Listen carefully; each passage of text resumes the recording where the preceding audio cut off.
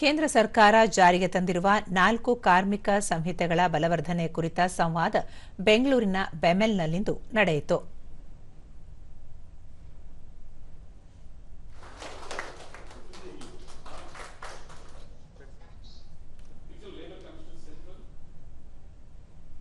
ಕೇಂದ್ರ ಕಾರ್ಮಿಕ ಆಯೋಗದ ಉಪಮುಖ್ಯ ಆಯುಕ್ತ ಸರೋಜ್ ಕುಮಾರ್ ಮೊಹಾಂತಿ ಕಾರ್ಮಿಕ ಸಂಹಿತೆಗಳ ಕುರಿತು ಮಾಹಿತಿ ನೀಡಿದರು.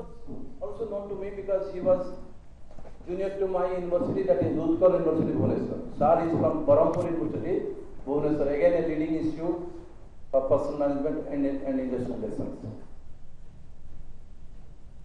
ಡಿಸಿಬಿಐ ಹೆಚ್ಆರ್ ನಿರ್ದೇಶಕ ದೇವಿ ಪ್ರಸಾದ್ ಸತ್ಪತಿ ಕಾರ್ಮಿಕರ ಭದ್ರತೆಗಾಗಿ ಕೇಂದ್ರ ಸರ್ಕಾರ 4 ಕಾನೂನುಗಳನ್ನು ಜಾರಿಗೊಳಿಸಿದ್ದು, ಪ್ರತಿಯೊಬ್ಬ ಉದ್ಯೋಗಿ ಇವುಗಳನ್ನು ಓದಿ ಅರ್ಥೈಸಿಕೊಳ್ಳಬೇಕು.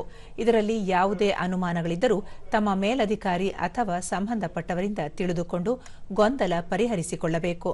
ಈ ನಿಯಮಗಳು ವಿಕಸಿತ ಭಾರತಕ್ಕೆ ಅನುಕೂಲ ಕಲ್ಪಿಸಲಿವೆ ಎಂದರು.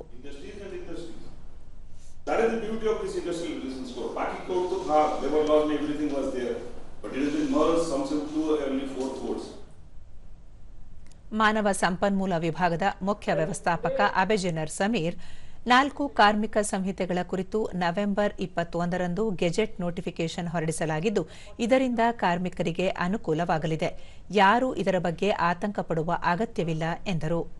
Labour department is there with us to handhold us and to help us mitigate the initial difficulties or the hurdles which we may face while implementing these codes.